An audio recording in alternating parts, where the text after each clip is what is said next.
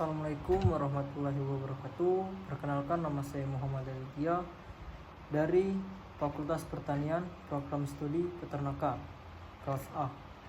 Oke, di video kali ini saya diminta untuk memberikan pandangan terhadap permasalahan bahasa Indonesia saat ini. Masalah bahasa Indonesia mudah, penyebab-penyebabnya, dan solusi-solusinya. Baik, yang pertama, pandangan terhadap permasalahan bahasa Indonesia saat ini. Pada zaman modern ini, bahasa Indonesia menghadapi sejumlah permasalahan yang perlu diperhatikan. Salah satu permasalahan utama adalah penurunan kemampuan berbahasa Indonesia di kalangan generasi muda.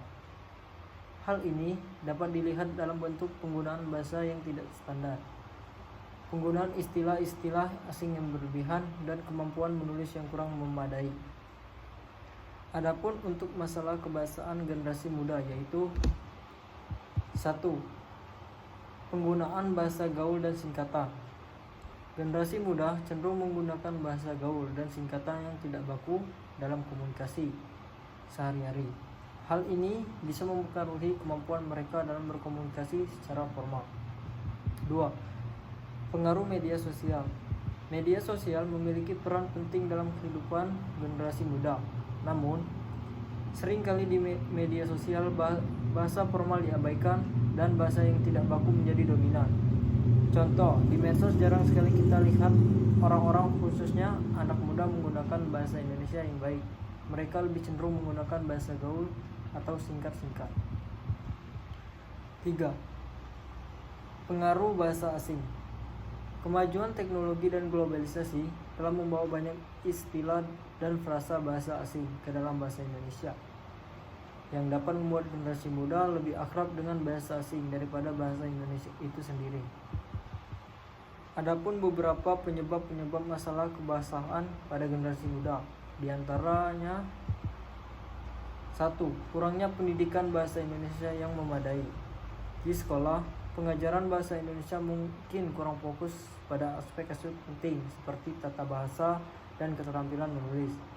Ini bisa mengakibatkan kurangnya pemahaman yang kuat terhadap bahasa Indonesia. 2.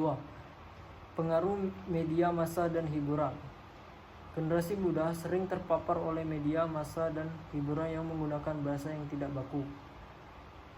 Ini bisa membentuk persepsi mereka tentang bagaimana berbicara dan menulis. 3. Kurangnya kesadaran akan pentingnya bahasa Indonesia. Banyak generasi muda mungkin tidak menyadari betapa pentingnya memiliki kemampuan berbahasa Indonesia yang baik untuk komunikasi dan peluang karir di masa depan. Dan selanjutnya, solusi-solusi untuk masalah kebahasaan generasi muda.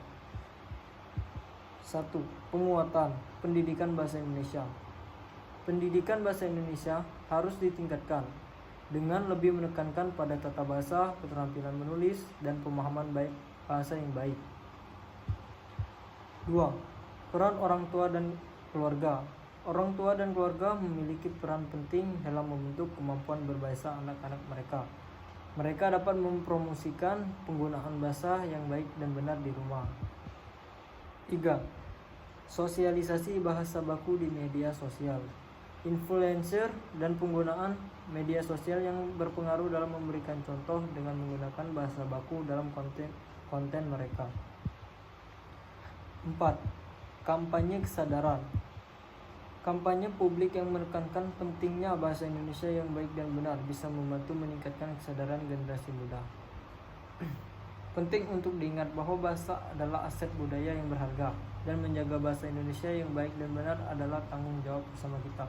Dengan upaya bersama dari pendidikan, keluarga, media, dan masyarakat, kita dapat mengatasi permasalahan bahasa Indonesia saat ini dan memastikan bahwa generasi muda memiliki kemampuan berbahasa yang kuat untuk masa depan. Mungkin sekian dari pandangan saya, kurang lebih saya mohon maaf, pada Allah saya mohon ampun. Saya akhiri. Assalamualaikum warahmatullahi wabarakatuh.